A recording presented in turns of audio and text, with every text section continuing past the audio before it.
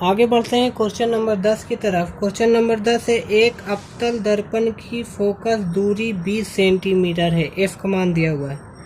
वस्तु की स्थिति यानी वस्तु कहाँ पे रखा हुआ है, यू का मान चाहिए, या स्थितियों का मान निकालिए, यानी वस्तु कहाँ कहाँ पे रखा सकता है उसका मान हमें निकालना है, जिसके लिए प्रतिबिंब का आकार वस्तु के आकार का 2 गुना है। यहाँ पे हमें दिया हुआ है कि वस्तु का आकार जो है वो प्रतिबिंब के आकार का 2 गुना है।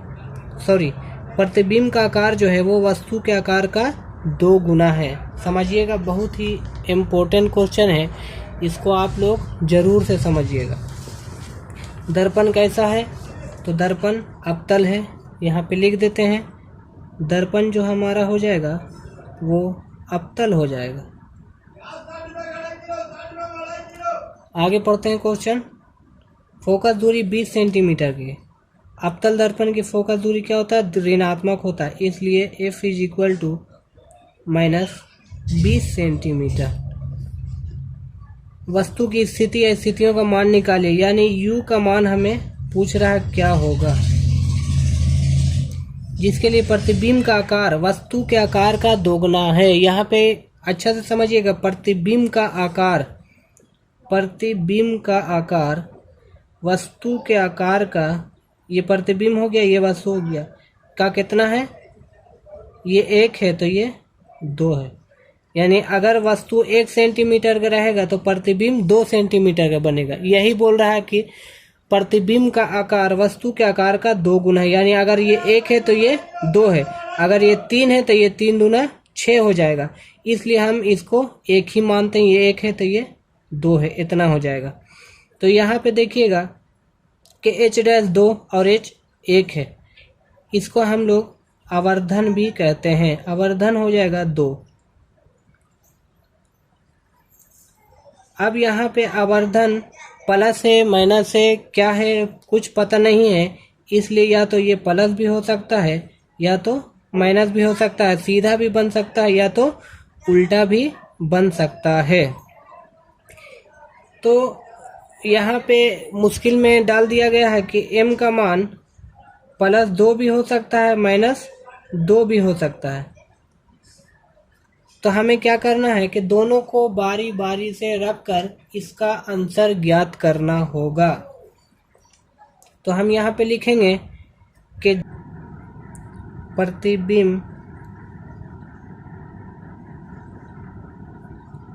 सीधा हो तो m का मान क्या हो जाएगा, +2। जब प्रतिबिंब सीधा हो तो m का मान क्या हो जाएगा, +2, और जब उल्टा हो और प्रतिबिंब उल्टा हो तो m का मान हो जाएगा -2। अब बारी बारी से हम लोग रखते हैं, पहले प्लस वाला में रखते हैं। m is equal to -v/u। यहाँ से हम लोग पहले वस्तु को निकालते हैं कि वस्तु कितना दूरी पे बना हुआ है, इसलिए आवर्धन का मान निकालते हैं। जब आवर्धन क्या हो, +2 यानी वस्तु सीधा रखा हुआ हो, तो m बराबर क्या हो जाएगा, -v का मान नहीं दिया हुआ है, u का मान भी नहीं दिया हुआ, लेकिन m का मान क्या है, 2 है, -v/u हो जाएगा। अब यहाँ पे ध्यान दीजिएगा, हमको फोकस दिया हुआ है, भी हमको निकालना है, u भी निकालना है। तो यहाँ पे हम u कब निकालेंगे, हमें आंसर में बोल रहा है कि स्थिति निकालें, वस्तु की स्थिति निकालें, यानी हमें प्रतिबिंब से कोई लेन देन नहीं है, इसलिए हम क्या करते हैं कि v का मान यहाँ से निकाल लेते हैं। ये हो जाएगा 2u equal to -v, v का मान हो जाएगा -2u, ये v का मान निकला। अब दर्पण के फार्मूला से क्या हो जाएगा, 1/f is equal to 1/v plus 1/u।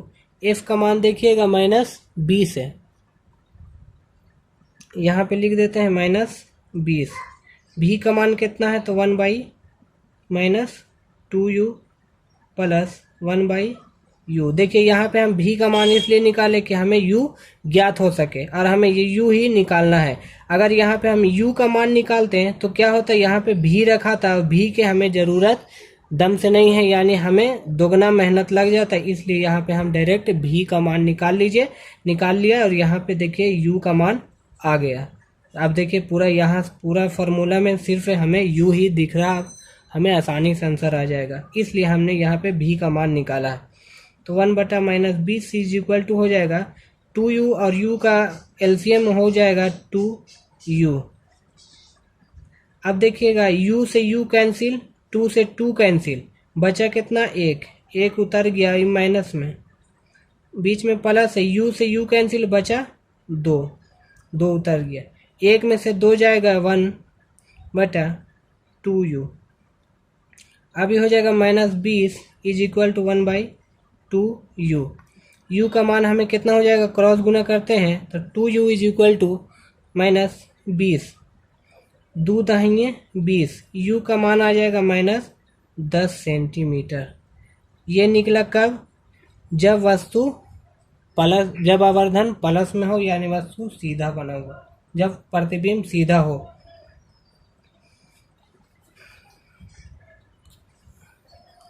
अब जब प्रतिबिंब क्या हो, उल्टा हो, यानी -2 हो, प्रतिबिंब उल्टा, यहाँ पे ध्यान दीजिए m is equal to -v/u होता है। ये ऊपर वाला ही सूचित करता है कि -2 है, +2 है, ये क्या है, वो ऊपर वाला ही सूचित करता है,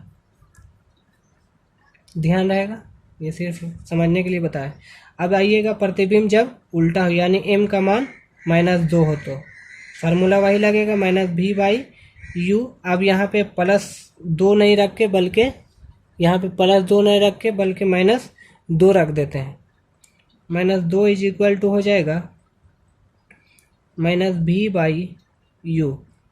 फिर से वही कैलकुलेशन सेम हो जाएगा, -2u is equal to -v, minus से माइनस कैंसिल हो जाएगा। हमें v का मान चाहिए, यहाँ पे हम बता दिए हैं क्यों चाहिए, किस लिए चाहिए v का मान।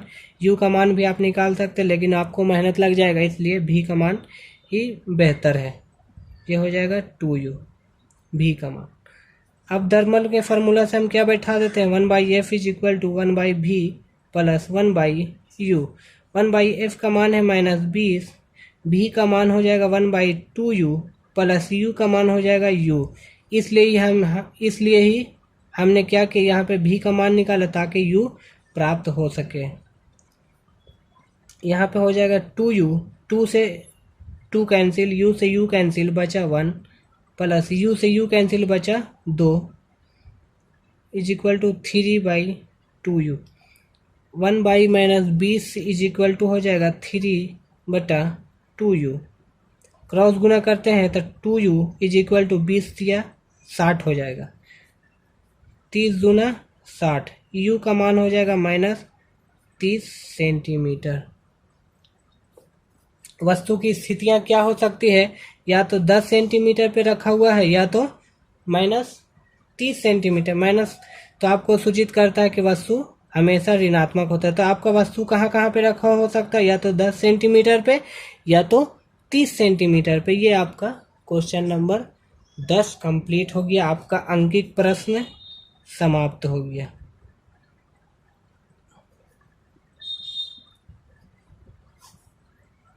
अंकित प्रश्न आपका समाप्त हो गया।